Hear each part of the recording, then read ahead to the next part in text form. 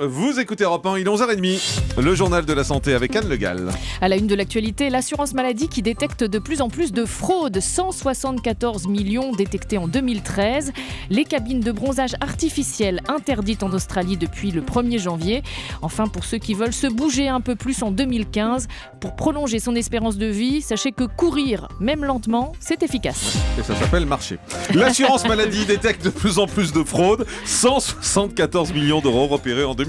Oui, ce sont par exemple des fraudes aux indemnités journalières du côté des assurés, mais il y a surtout des honoraires qui ne correspondent pas aux actes. Les infirmiers, ambulances et taxis chargés des transports sanitaires sont particulièrement pointés du doigt, avec parfois du kilométrage surfacturé. Ces fraudes existent, reconnaît Thierry Schifano, président de la Fédération nationale des transports sanitaires, mais à la marge, précise-t-il.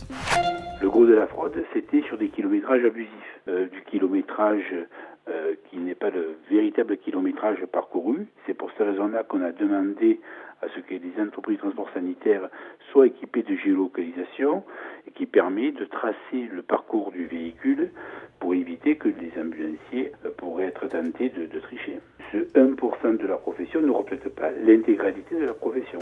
Le président de la Fédération nationale des transports sanitaires avec Pauline Jacot. Victime d'un mauvais diagnostic, une Française réclame 100 000 euros. Elle a cru pendant 6 ans qu'elle était atteinte d'une myopathie et a subi des traitements suite à ce diagnostic d'un médecin de l'hôpital de Nancy en 2008. Mais en 2014, coup de théâtre, impossible de mettre un nom sur les douleurs articulaires dont elle souffre, mais en tout cas elles ne sont pas liées à une myopathie. L'avocat de la patiente a décidé de saisir le tribunal administratif de Nancy et réclame 100 000 euros de provision. Sa cliente notamment s'est arrêtée de travailler suite au diagnostic initial. Le bisphénol A est banni en France depuis le 1er janvier. Oui, après avoir disparu des biberons et des emballages pour bébés, cette substance contenue dans certains plastiques est interdite désormais dans tous les contenants alimentaires, les conserves, les canettes, les bonbonnes d'eau.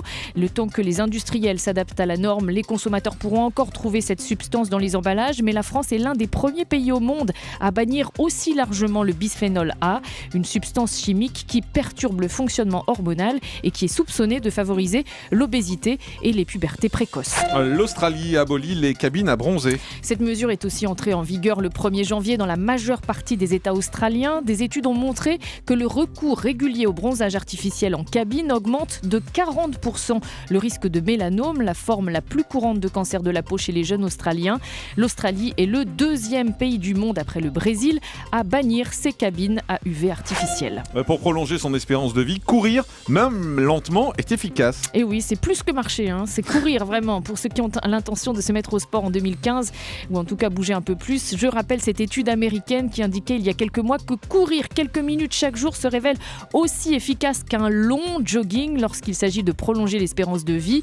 Pour éviter les décès prématurés par maladie cardiovasculaire, il n'y a pas de différence importante entre ceux qui courent 50 minutes ou 180 minutes par semaine, nous dit cette étude.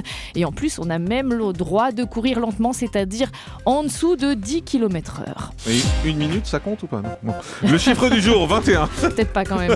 21 minutes, c'est le temps de sommeil qui manque aux enfants qui ont accès à des ordinateurs, tablettes ou smartphones dans leur chambre par rapport aux autres. C'est ce qu'indique une étude faite auprès de 2000 collégiens américains. Et si les enfants ont en plus une télé en face du lit, eh bien ils perdent 39 minutes de sommeil par nuit par rapport aux autres. Voilà, les parents sont prévenus et on rappelle qu'on peut avoir la télé sur l'ordinateur. Et oui, effectivement. Et ça, les parents l'oublient parce qu'ils n'y comprennent rien et les enfants, eux, comprennent très bien comment ça marche tout ça. Merci Anne.